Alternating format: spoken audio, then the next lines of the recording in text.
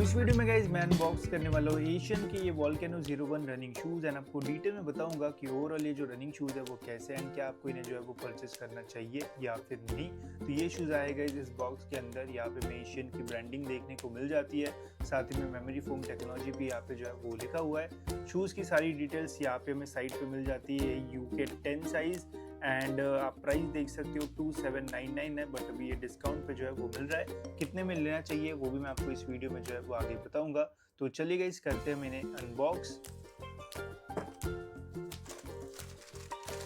तो ये रहे हमारे एशियन के volcano 01 running shoes and first look में दिखने में तो ये जो शूज़ है वो काफ़ी अच्छे लग रहे हैं, स्पेशली रनिंग के लिए। तो चलिए गाइस बात करते हैं इनके बारे में डिटेल में। तो ये रहे हमारे एशियन के volcano 01 running shoes and first look में देख सकते हो गाइस ये जो शूज़ है वो दिखने में कितने ज़बरदस्त लग रहे हैं। स्पेशली इसके ऊपर जो पैटर्न्स बनाए हैं ये काफ़ी इंटरेस्टिंग से जो है वो लग रहे हैं। साथ ही में यहाँ पे गो चेस एंड एशियन का जो लोगो है वो देखने को मिल जाएगा।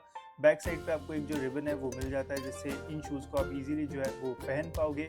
अदर साइड पे भी गाइस आपको सेम ही जो पैटर्न्स है वो देखने को मिलता है, जिससे ओवरऑल जो लुक है वो बहुत अच्छा आता है इन शूज़ का। स्पेशली इसका जो मिडसोल है वो काफ़ी अट्रैक्टिव लगता है एंड जो स्टैक हाइट है वो भी अच्छी खासी यहाँ पे हमें जो है वो मिलती है, जिससे आपको रनिंग में जो है वो हेल्प हो सकती है। वही अगर मैं अपर मटेरियल की बात करूँ तो यहाँ पे मैश जैसे मटेरियल का जो यूज़ है वो किया हुआ है। नॉर्मल मैश जैसे रहती है वैसे तो नहीं है, थोड़ी डिफरेंट सी जो मैश है वो यहाँ पे आपको जो है वो मिलेगी, बट इसकी भी ओवरऑल जो क्वालिटी है वो अच्छी लग रही है।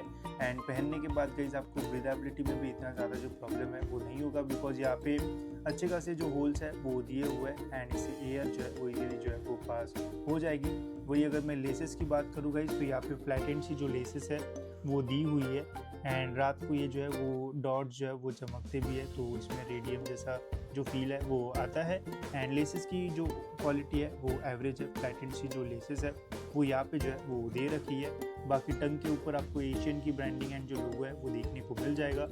एंड ये जो टंग है वो भी मैश मटेरियल से जो है वो बनाई गई है, जिसके ऊपर बहुत ही ठीक ठाक सी जो कुशनिंग है वो दी हुई है। टंग पे इतनी ज़्यादा जो कुशनिंग है वो नहीं है। बाकी ओवरऑल अपर मटेरियल की जो क्वालिटी है वो अच्छी है इन शूज़ की। वही इन शूज़ के कुशनिंग एंड इनर सोल की बात की जाए तो यहाँ पे बैक साइड पे कॉलर पे अच्छी खासी जो कुशनिंग है वो दी हुई है एंड प्रेस करने पे इजीली जो है वो प्रेस हो जाता है। साथ ही में बैक साइड पे भी बढ़िया सी जो कुशनिंग है वो यहाँ पे जो है वो दी हुई है, जिससे और भी ये जो शूज़ है वो आपको कंफर्टेबल फील जो है वो देंगे।